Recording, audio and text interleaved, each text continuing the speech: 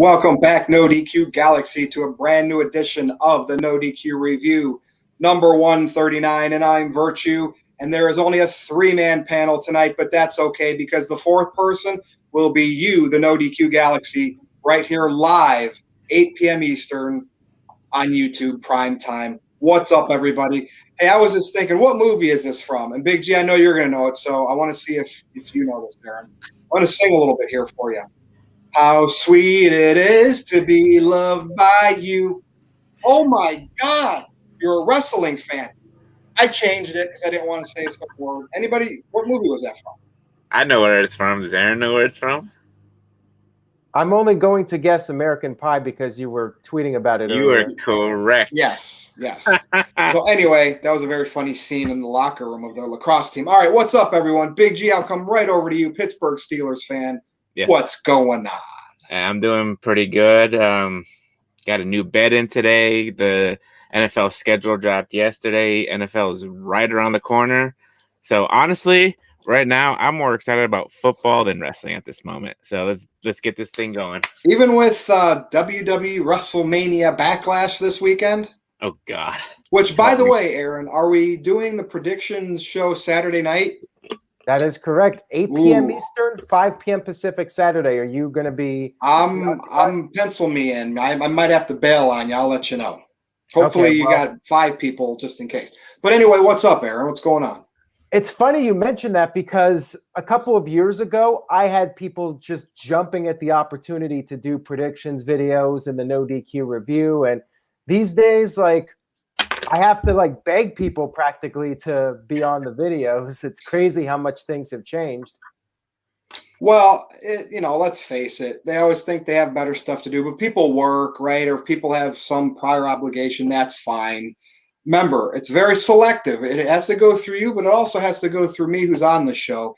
Rarely do we ever have just 3, but when we do, no big deal because the NoDQ Galaxy's here in the chat.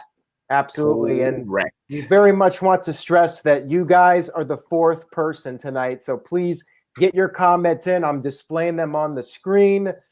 We need your participation more than ever this week to pick up the load when there's only 3 people. So thank you guys, everyone that's tuned in tonight. And we do have a $2 super chat already from Power Packers 90.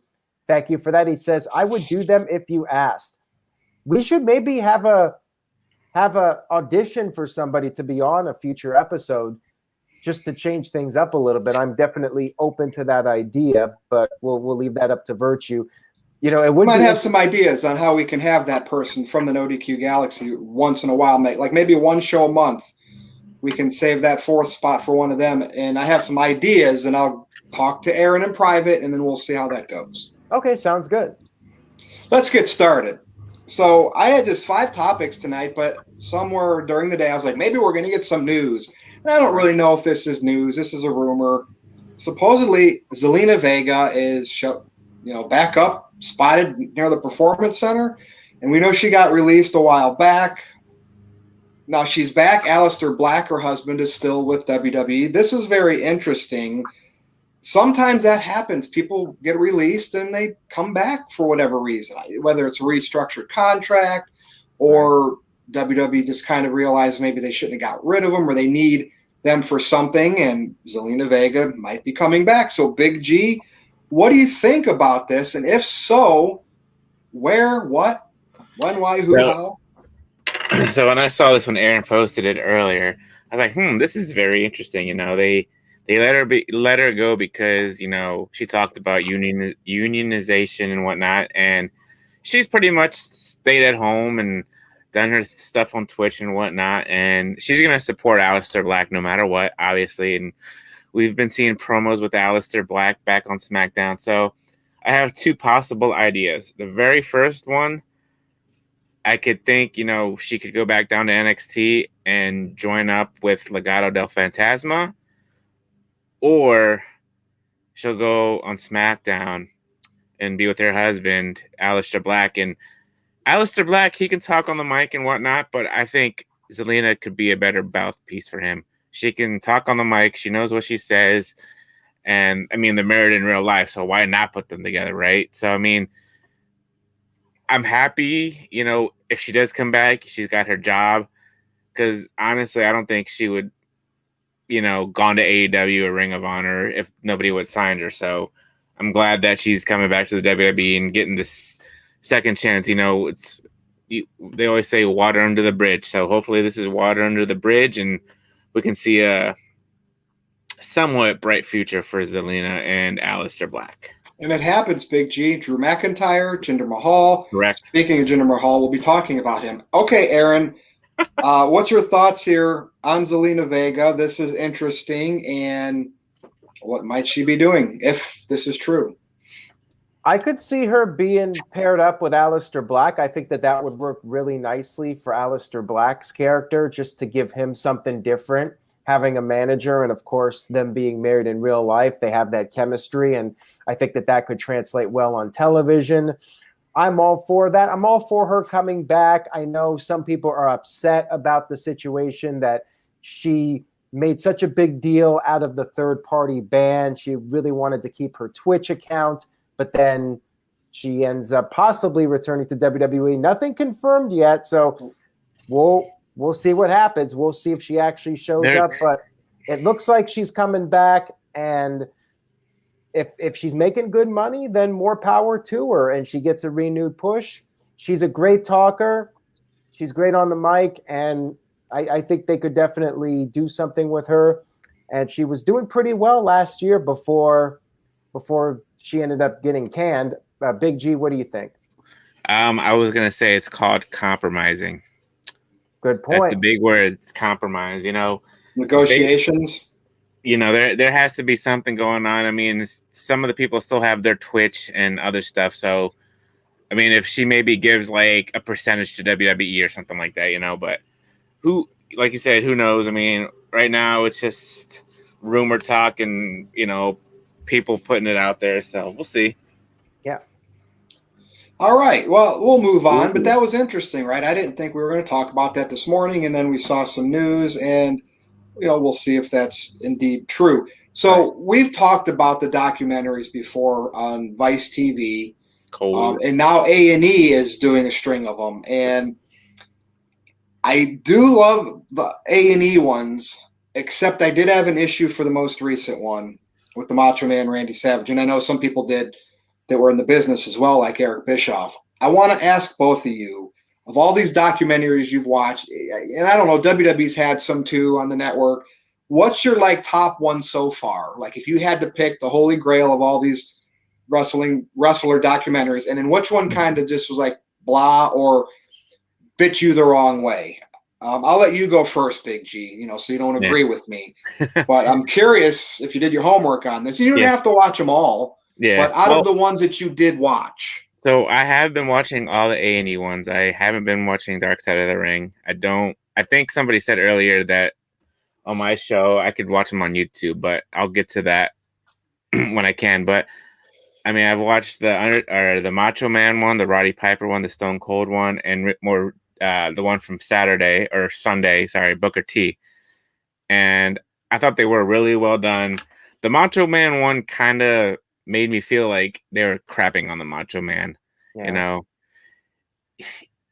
Yeah, being a wrestler, you kind of can compare it to like a rock and roll star, sex, drugs, rock and roll. And Macho Man was living that life. He lived the Macho Man persona in real life. And, it kind of messed up his marriage with Elizabeth. We hear everybody. It's kind of hard not to hear Macho Man's side of the story because, he passed away back in 2011. But we hear everybody else's stories, and you got to kind of think to yourself, in the back of your head, how would this story go with Macho Man telling it? And same thing with Roddy Piper. But Roddy Piper, his was more like a life of celebration. And I really liked the Roddy Piper one out of all of them. And, we haven't talked about, we talked about it before, but like the 24 documentaries on Peacock now, the Miz one was pretty good. They've done some great ones. It's nice to see how these people grew up and how they got their start in the business. And like Booker T, for instance, the man had like a hard life, really a hard knock life. His mother passed away at 49. I think it was him and his 3 siblings, and at one point they didn't have no gas, no water, stuff like that. And he had a hard upbringing. We've all seen the pictures of him when he was in prison, and he was part of a chain gang and all this other stuff. And for him to become a big time star, it's amazing. It's amazing to see all these wrestlers that we grew up watching when we were younger and to see their side of the story. So, and now Dark Side of the Ring, I mean, I think I watched like a couple episodes. I think I watched the Chris Benoit one like last year or whenever it was, and it kind of, I feel like Dark Side of the Ring makes you like see all the bad stuff they did and not the good stuff. So it's just, that's a good point. And the dark side of the like ring, like, even though Benoit had like killed himself and his wife and his son, it kind of still made me, teary eyed just to see that. So I'm like, do I really want to watch Dark Side of the Ring and, get all emotional? And whereas on A&E and 24, we can see the good side, obviously, except for the Macho Man. Like I said, I felt like they crapped on the Macho Man. The Pillman one was very good. Yeah, it was really good for his son, Brian Pillman Jr., who is in AEW, and, they should be strapping a rocket to that guy, but that's just my opinion.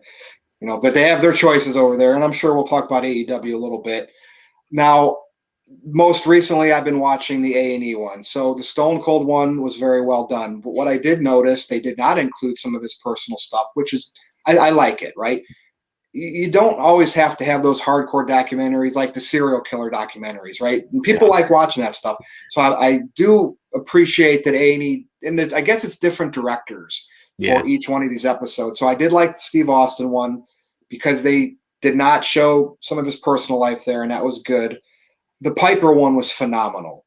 The reason why I like that one so much, it was at the end, I really felt it when they showed that interview he did, and he was stumbling over his words, and it was like a few days before he died. And it's like, and you go back and you watch like the Ultimate Warrior the night before he passed away on Raw, and then you're like, oh my God, something did not seem right, but you don't think of it, and then they pass away. Yeah. Right. The Piper stuff, that was a heel.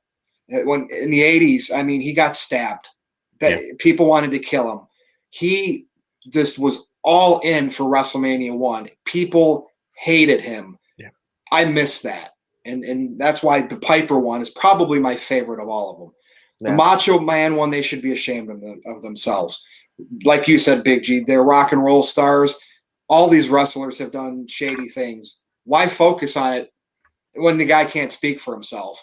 I mean, I don't know if Macho Man ever got arrested or was in jail, but I watched it. I liked the good stuff out of it, but it rubbed me the wrong way. And I usually don't agree with Eric Bischoff.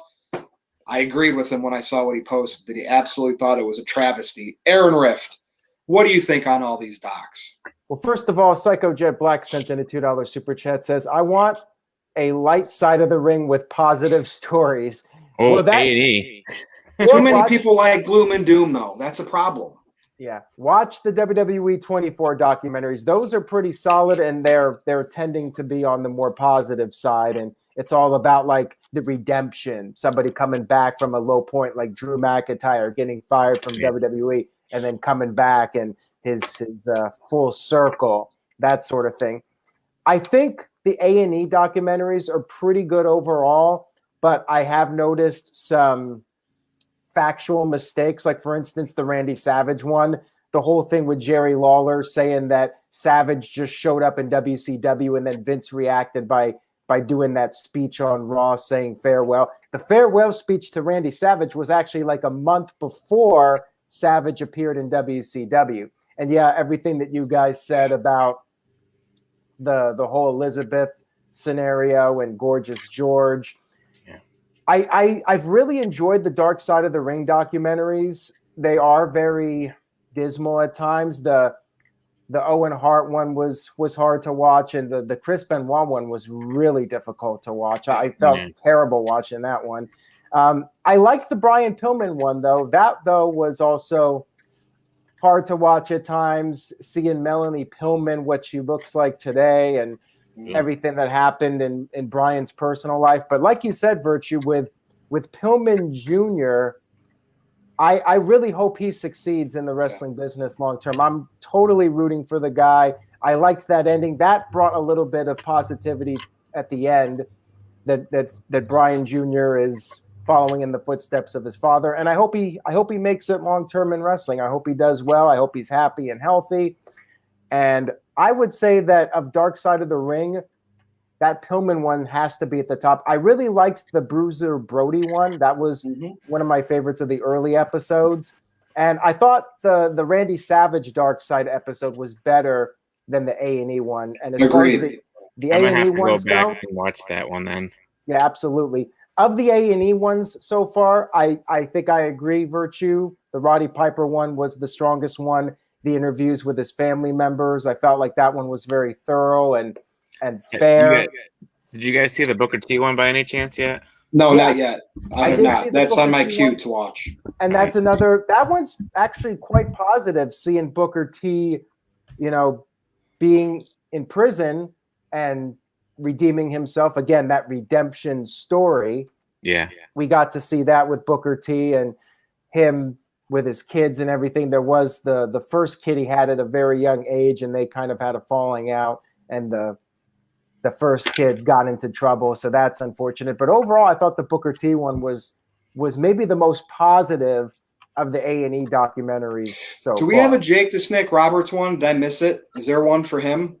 I think they are doing one for him. On Dark Side of the Ring.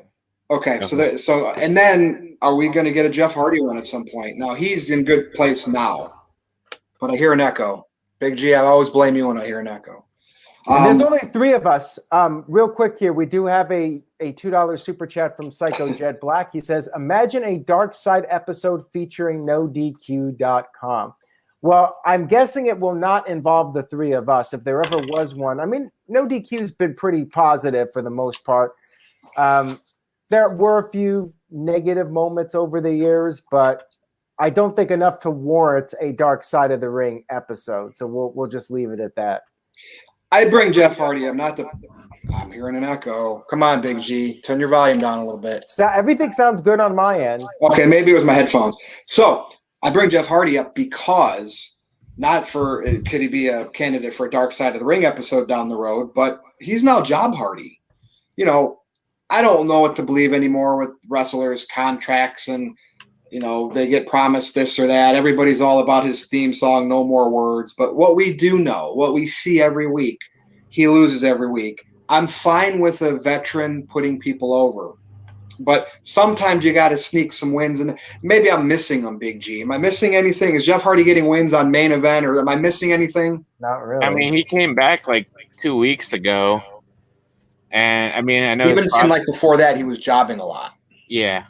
I mean, he might have gotten a win or maybe a couple wins here and there, but I can't remember. So what do you think? I mean, my headline for him for this, just as a little filler segment, no more words and no more wins.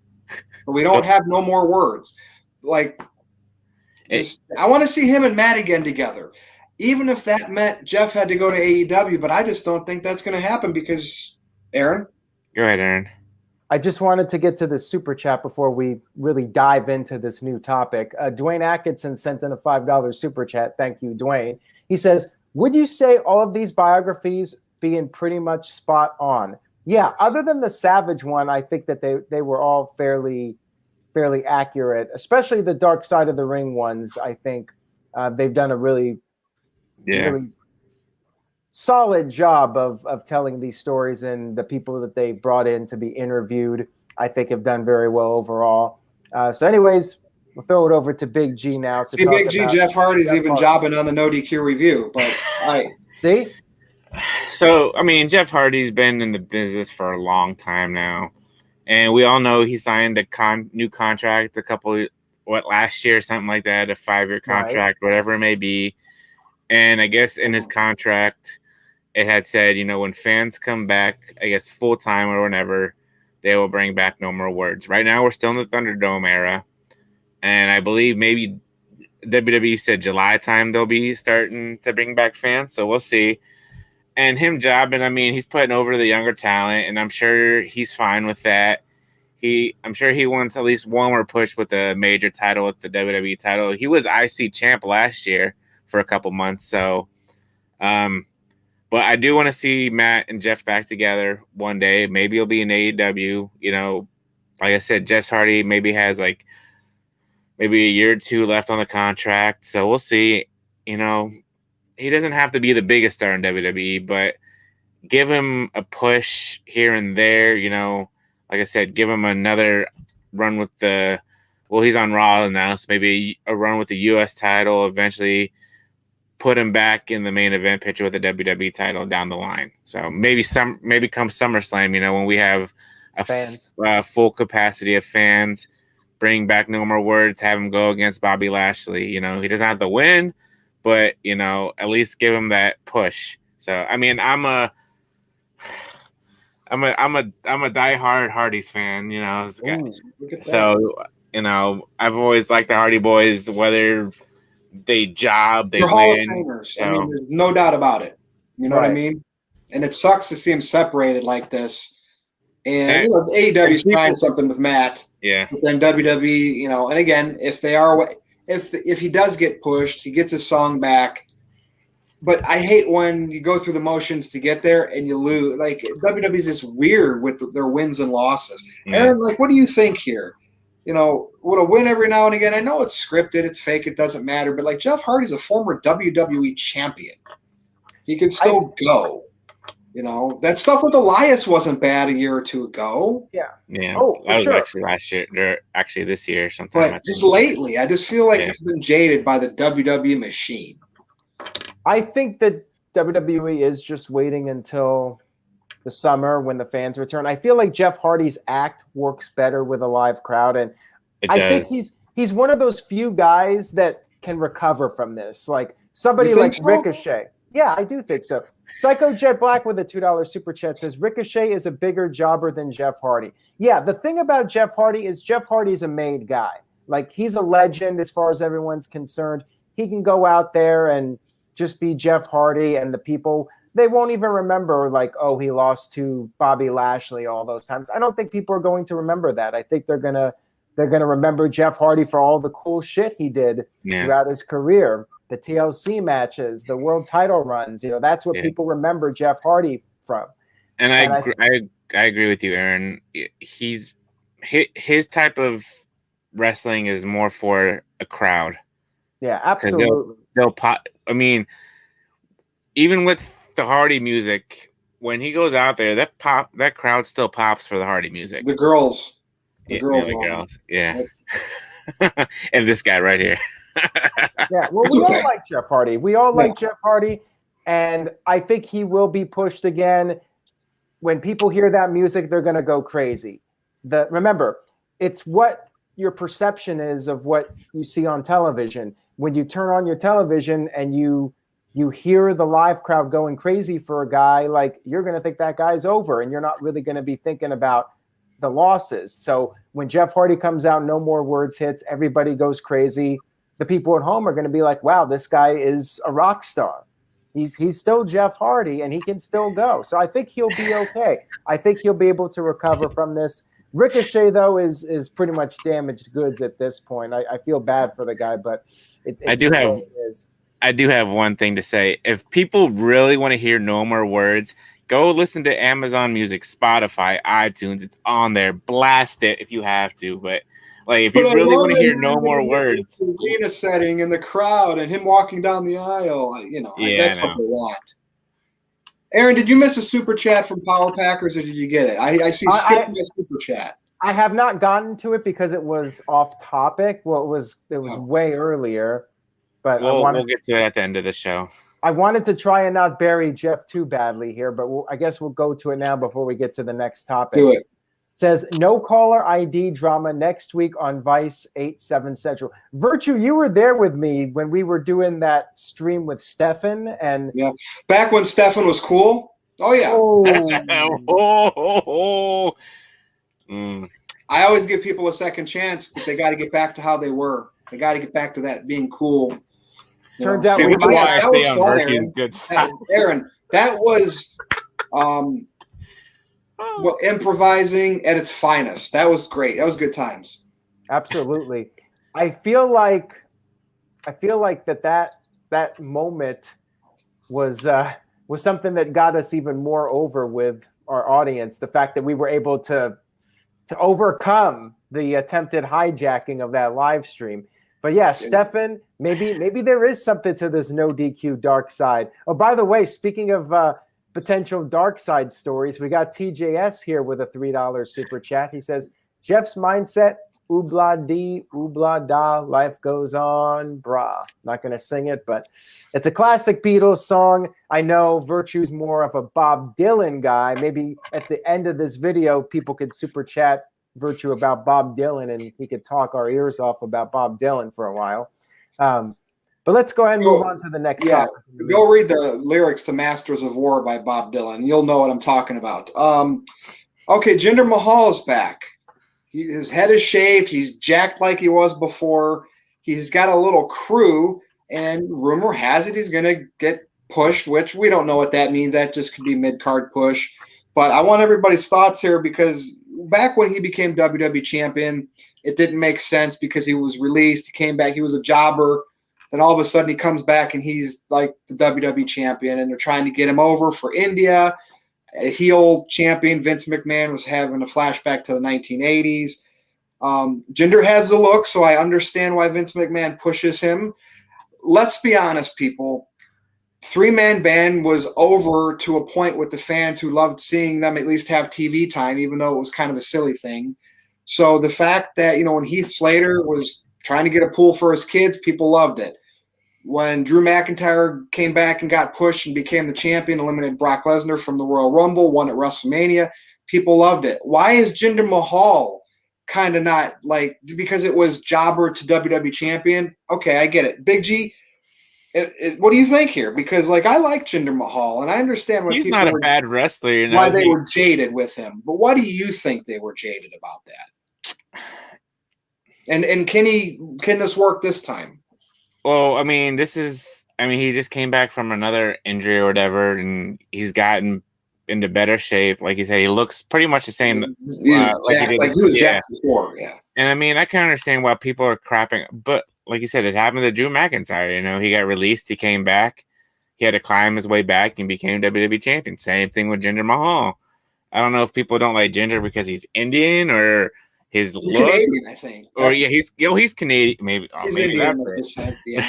No, but he's got two new guys on his side. They dropped the Bollywood boys. I think it's like Shanky and that's weird. Yeah, Sheer or something like that. And those are two big dudes, so he's got some muscle. So, I'm sure he'll get another mid-card push. I don't think we fully got it, but I want to see him and McIntyre go at it. During the summertime, that would be a good one-on-one singles match at WrestleMania, or SummerSlam. WrestleMania, SummerSlam. Pretty much. What it'll be called. We're gonna get WrestleMania. Everything. Don't forget that. We're gonna get WrestleMania 38. There you go. Yeah. But yeah, I'm glad Jinder's back. He's still got his same music that he had before, and I still love that video where you guys were at the show and you were chanting for "Let's go Jinder" versus Roman. Roman. I'll admit I was biased in that chant and everything I did there in Chicago. Everybody's staring at me, but not willing to do a thing because that's wrestling fans for you. That was for Roman. Yeah. Jinder was there, and so I just feel like if it wasn't the WWE title, when he came back and had that run, if he didn't beat Orton, if he would have won the Intercontinental Championship and had a run like that, I think fans would have respected it more. Yeah. So he was just a victim of the overpush by Vince McMahon. But, good for him. I'm glad he's back. I enjoy him. I'm not saying he's a marquee headline draw, but he's that good filler type character that looks jacked and I'm sure, I'm sure for India, he's a big time superstar over there. So at least they're having some COVID issues there, so they need a hero. Yeah, they need somebody to believe in. Aaron, what do you think? I got to be straight with you guys. I did not miss Jinder Mahal. I had no You didn't desire. watch during the gender. I get it. Be honest, I like that. That's good. I mean, I guess I'm happy for him that he's back. And there was a comment in the chat room about why not turn him face. I felt like they were going to try to turn him face back in 2020 when he came back for like 2 weeks and then he got hurt again. Yeah. But, I mean, he's all right. Average wrestler, average promo. And I get why he's there. From a fan's perspective, a fan says he's average and average, but Vince McMahon must be above average. But that's why I like people like that more when somebody's not interested. I get that with Matt Riddle all the time, right? Robbie Vice, can't stand him, makes me like him more. I love it. So, but it is Jinder Mahal. We just needed some filler. Good for him. I'm glad he's back with work. Okay, ready to move on, guys? Yeah. Any super chats to catch up on before we go to this next topic? I think we're caught good. up here. Okay, because it's AEW. I was trying to stall. I was trying to stall. Nah. Oh, Aaron, looks like you got one here. Yeah, I mean, that was basically the question I answered about Jinder Mahal turning face. I just wanted to put it up there. Thank you, Psycho Jet Black. Can you put up that comment from the Cleaver real quick? Real quick. Yeah, there you go. Oh, yeah. So it's on his Twitter, too. All that stuff, yeah. I did mention this on the AEW Dynamite recap, and we'll mention it here again. Colin's having his surgery on Tuesday to have cancer removed from his kidney. And if you guys want to help him and his family out, there's that PayPal link. You can check that out. And we very much appreciate you guys supporting him. And if you can, just share the link. It's on his Twitter page. Retweet it or just tweet out the link on social media.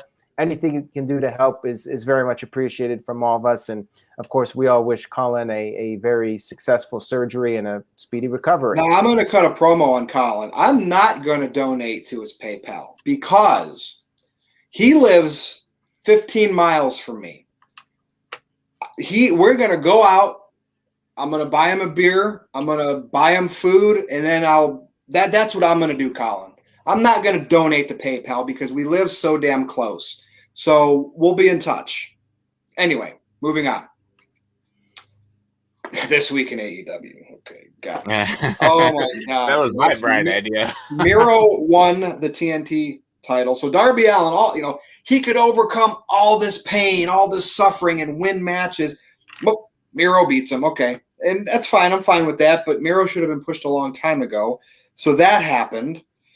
But what's with this WWE emulation? Do they think that they're making fun of WWE? Because it comes across like they are a parody of a wrestling show.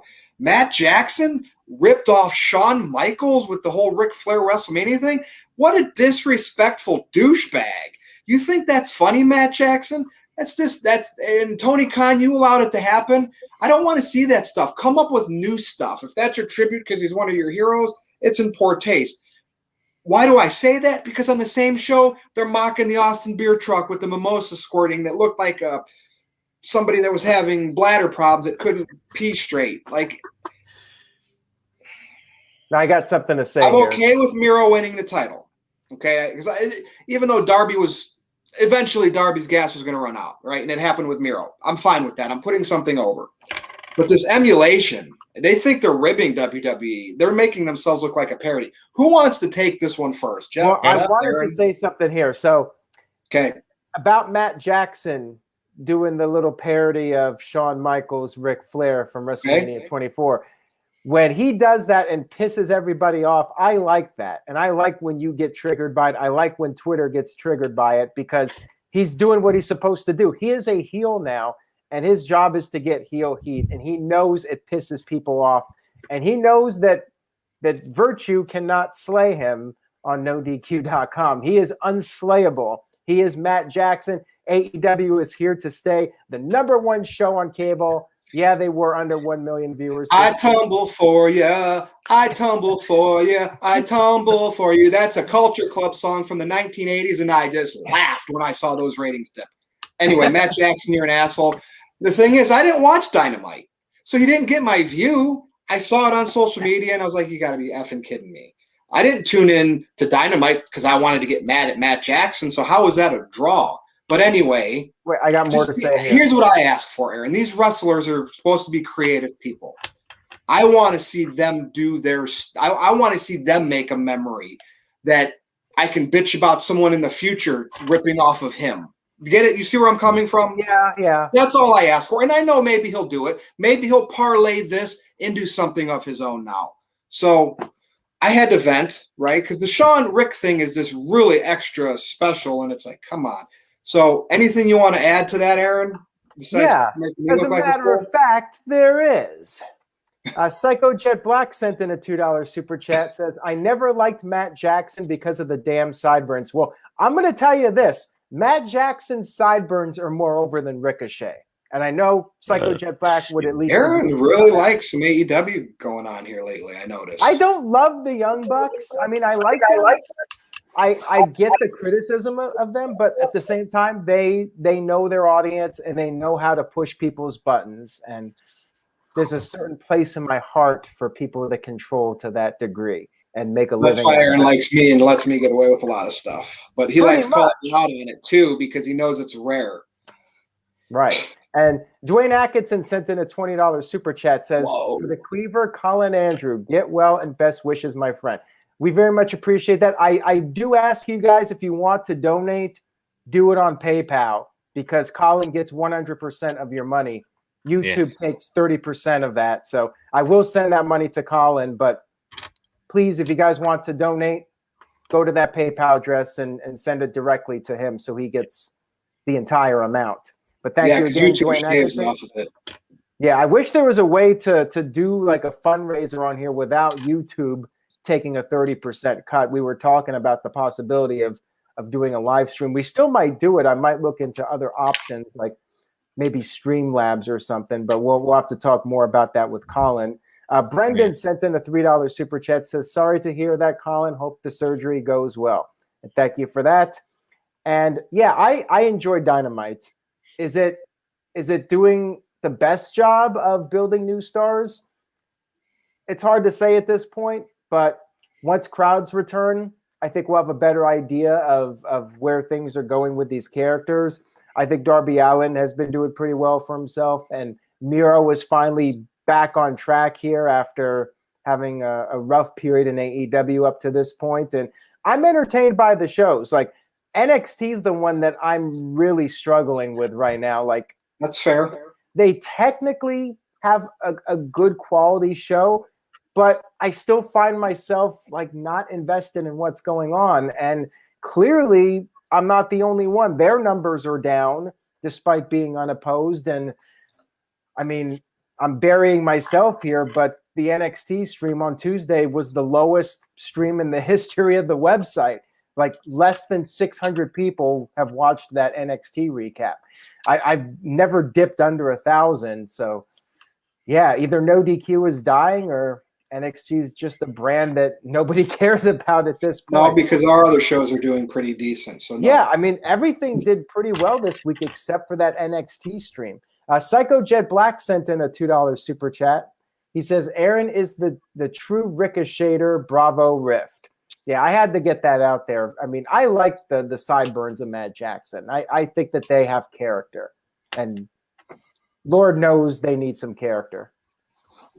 There you go. Okay, well, thank you for that, Aaron. And Big G, the floor is yours. Yeah. I'm talk about the positive thing.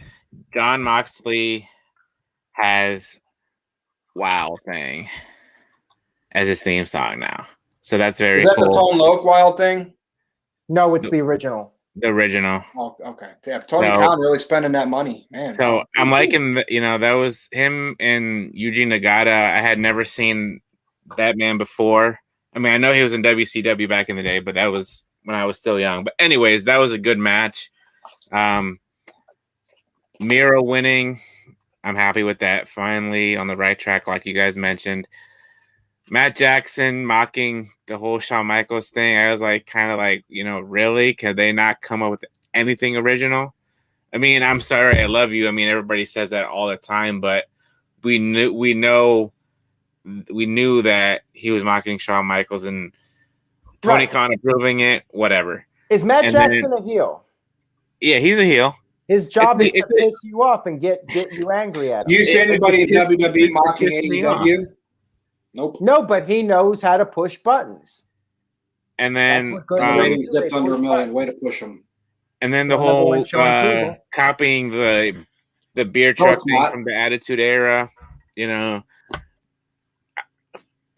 I figured Chris Jericho wouldn't agree with it because, you know, WWE did the same thing, but, you know, it is what it is. And maybe down the line, I don't know, maybe they'll copy it again. So we'll see. But other than that, I mean, AEW was it was an okay show yesterday. So you got to finish your sentence there. Number one show on cable, what, on Wednesday nights against the other horrible shows on TV that it's against? Because Raw, as shitty as Raw is, still beats it on Monday nights on cable. Yeah. So anyway, but like I said, I put the Miro thing over.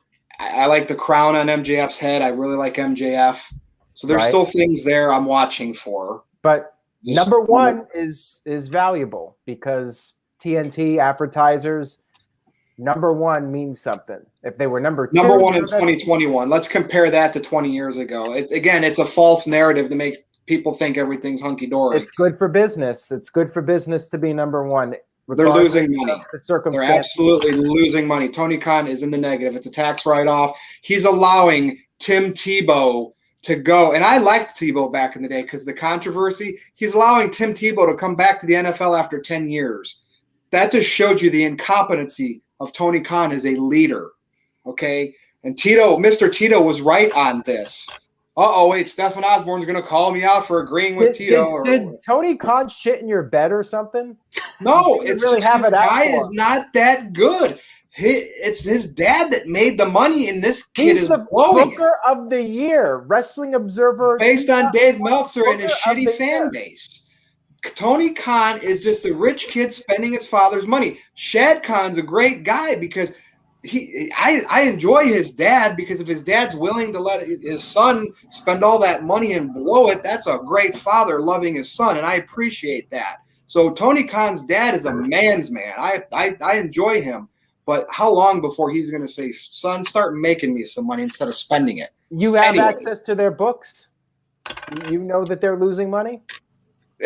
They've said it's been out there that AEW has not made money because they don't have fans, and they weren't making money because they still weren't selling places out. They were here in Cleveland before the pandemic. I went to college there. I think it's the Wolstein Center, and that's a pretty decent size arena. It's not as big as the basketball arena. Half the arena was empty.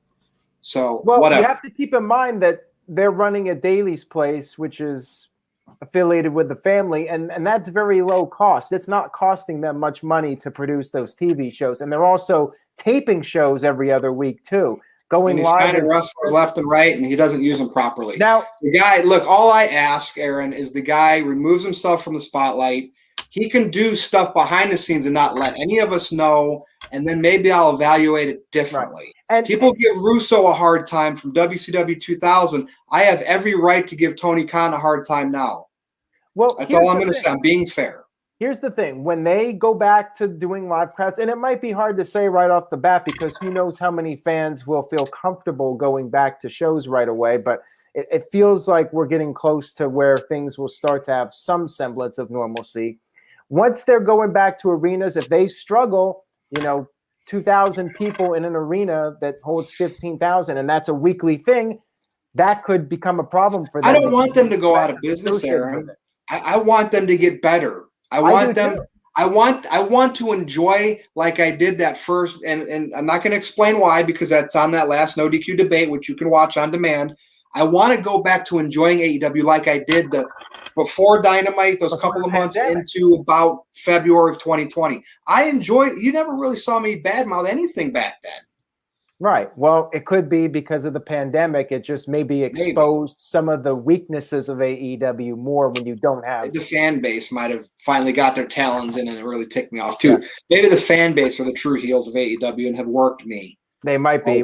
We do have before we go to the main event, Aaron, you want to catch up on Super Chats? Yeah. Dwayne Atkinson sent in a $5 Super Chat. Thank you for that, Dwayne. He says, who would sell more tickets, a heel Moxley or a babyface Omega? I would say Moxley. I mean, Omega is Omega, but Moxley has the WWE rub, which Omega doesn't have. So I would say Moxley. And Psycho Jet Black sent in a $2 super chat, says Stefan versus Dave Meltzer Viagra on a pole match. That's interesting. Why do you think that they need Viagra? What makes you think that Dave Meltzer needs Viagra? Just wondering, Psycho Jet Black. I don't know. Meltzer needs somebody to clean his house up, though. What's that one comment from Nzumasa we trust, Aaron? Can you put that up there and read that? Okay. Like Virtue, Vic Venom. I could do that. Oh, that's what this is about. With Virtue, everything always goes back to Vic Venom facepalm. Vic Venom's awesome. That's Vince Russo. And by the way, you telling me those magazines weren't awesome in the mid-'90s. He did such a good job on that magazine. He turned it into two. They ended up having WWE magazine and Raw magazine. That's the Vince Russo I miss, even before the TV stuff that he did.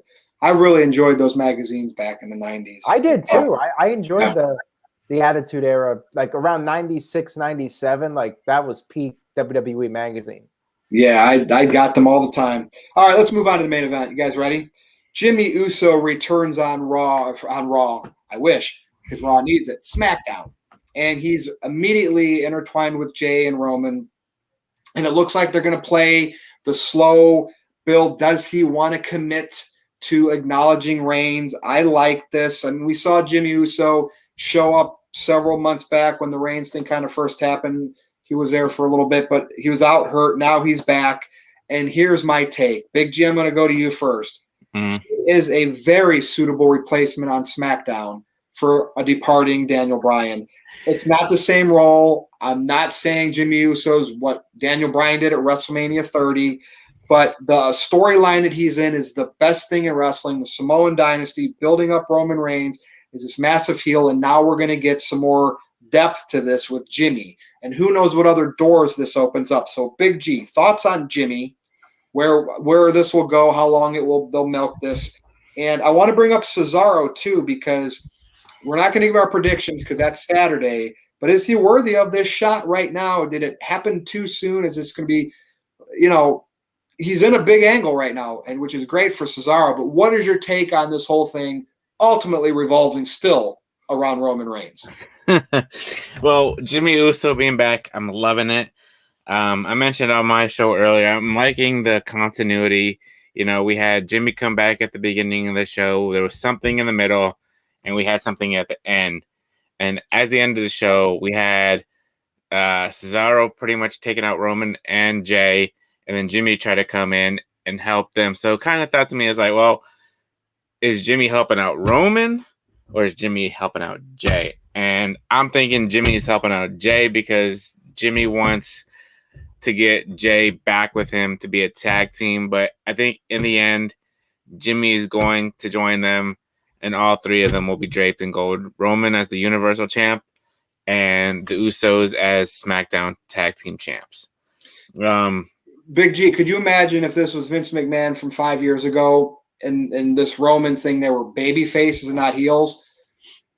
Well, maybe they would be heels, but Vince McMahon would have Roman say, Jimmy cracked corn and I don't care. Oh, jeez. That was a joke to suffer and suck a tat. Yeah. That's Vince McMahon bad.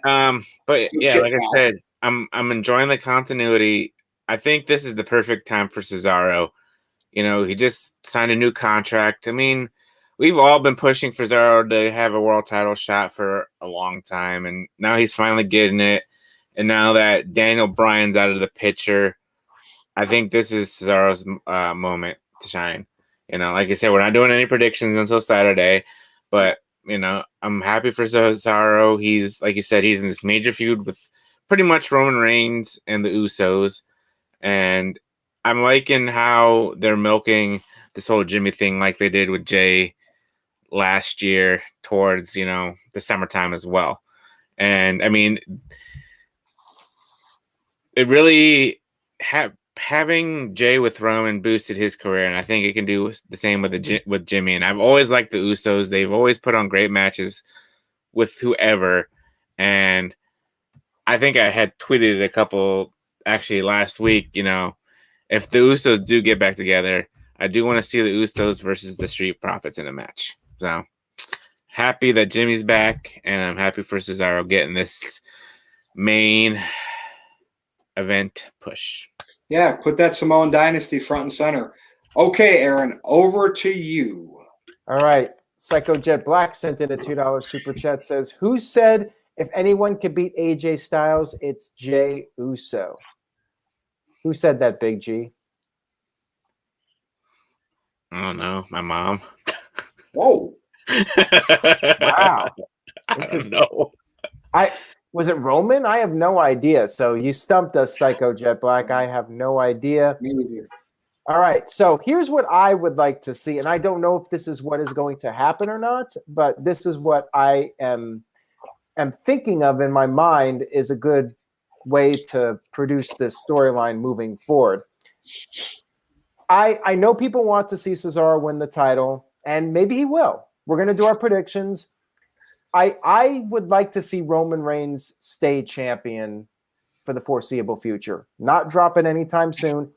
I think we should get Jimmy Uso versus Jey Uso in a match. Have them do the match, have Jimmy win, and then have Jimmy get his opportunity at Roman Reigns. But of course, he falls short. Roman Reigns puts him in his place, and then you have the Usos finally reunite, and going into SummerSlam, the Usos are tag teaming again and could possibly go for the tag team titles. And you can set up Seth Rollins versus Roman Reigns as the next big feud this summer. Now, maybe Cesaro wins the title at WrestleMania Backlash and has a brief run. But regardless, I think Roman Reigns long-term should be champion going into the summer and likely beyond. Like, I don't even think Seth Rollins should be beating Roman Reigns for the title. That's my take on it, and I do think it is the best storyline in wrestling right now, and I'm looking forward to what they do next. All right, so stay tuned, NoDQ Galaxy, because the predictions for WWE WrestleMania Backlash, that's a mouthful, will be this Saturday night right here at 8 p.m. Eastern. Correct. On NoDQ's YouTube channel. All right.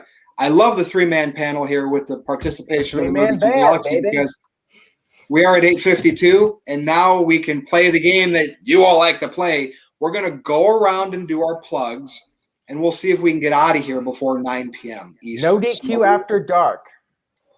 Well, let's see what happens here. Maybe I'm going to have my way, and we'll get out of here in a couple minutes. Big G. Yep. So NoDQ.com/ oh my God, I'm just trying to blank it. All right, NoDQ.com takes you to my Twitter page. And on my Twitter page, you'll find my YouTube link to the Gridiron Grapple every Thursday at 5 p.m. Eastern. There we go. Bam. You want to do that one more time, or are you good with that? Did you get it right? Big G? Virtue's muted. Can you hear me now? I didn't touch anything. Aaron, did you mute me? Aaron, say something. Not. I hear both of you just fine. Well, I'll go ahead and do my plugs again. No, I can't. Yes, over to you, Aaron. My plug is just for the Cleaver Colin Andrew. I can't hear you guys. Well, don't worry about it right now. Cleaver Colin Andrew, make sure you guys follow him. I'm trying to find his social media page. Here it is. NoDQ Colin Andrew. Follow him. And he has his PayPal link on there, his tweet. You guys can retweet that. That would be very much appreciated. And if you can donate, that's great as well. Any support is very much appreciated from himself and everybody here in the NoDQ community.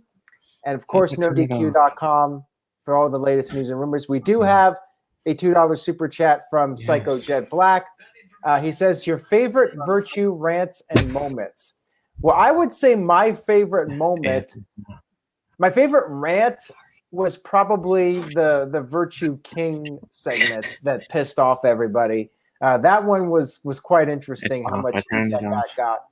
Why is Big G talking over me? Big G, shut up. Okay, Aaron, go back to talking about my rant.